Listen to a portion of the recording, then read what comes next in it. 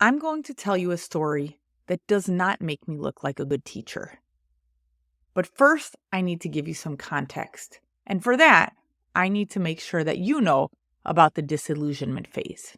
There's an organization called the New Teacher Center, which studies these things, and they have documented 5 distinct phases of the first year of teaching. The 5 phases are anticipation, survival, disillusionment, rejuvenation, and reflection. The disillusionment phase is the worst phase.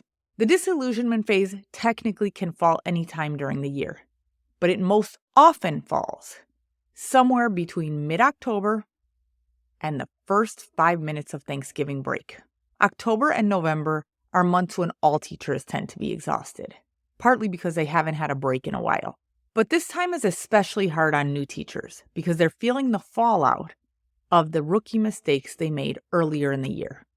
To give you an example of how my year was going in October of my first year, here's a journal entry I wrote at the time.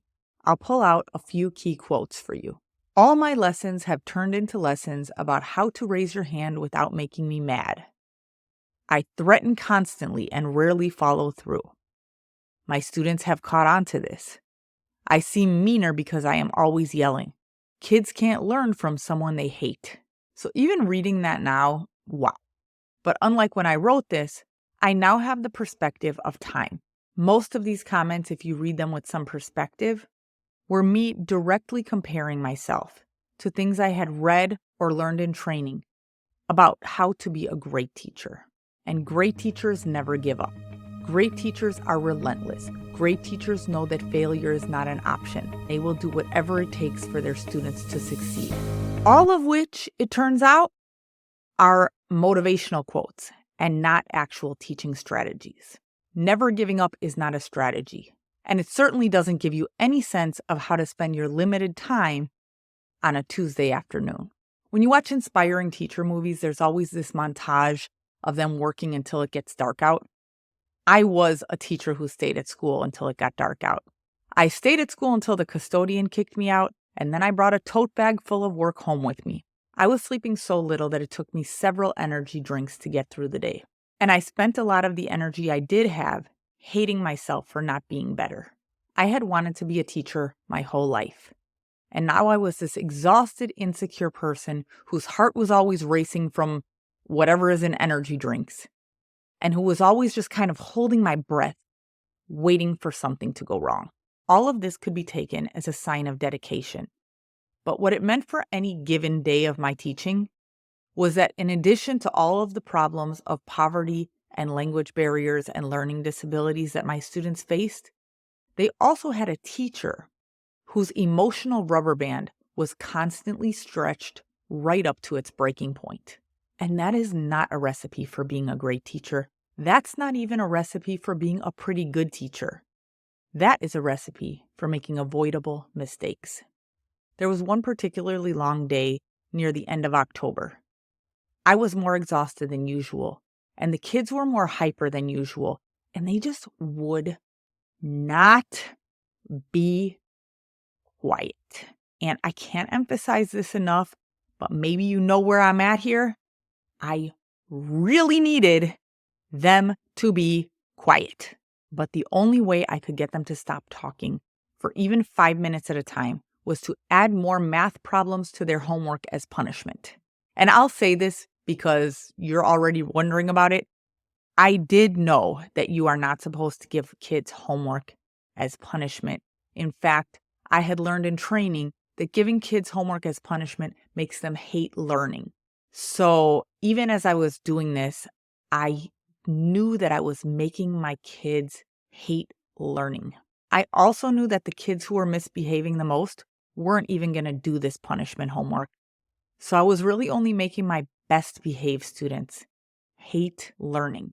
But I was just out of ideas. My bag of teacher tricks was empty. At the end of the day, I sent these 4th graders home with about 70 long division problems. I headed back to my classroom with this sinking feeling in my stomach, just hoping for some sign that I should actually be in charge of a classroom full of children. And I passed another teacher in the hallway, and she was wearing cat ears and she was carrying this plastic pumpkin full of candy. And I realized for the first time that day that it was Halloween. So that explained why the kids were so hyper. But it also meant that on top of all my other ongoing failures as a teacher, I had ruined Halloween for a class full of 9-year-olds. Suddenly, I felt like I had to get out of the school building. So I got in my car, started driving home, and then I started crying so hard I couldn't see the road. I pulled into a Burger King parking lot and I sat there for 2 hours crying and wondering how these kids who needed a great teacher got stuck with a teacher like me. What I didn't realize until later was that I was not alone. When teaching is good, it is really good. But when teaching is hard, it is really hard. Teachers certainly need to learn from examples of great teaching. But teachers also need examples that show they can bounce back from their worst moments and still go on to become successful.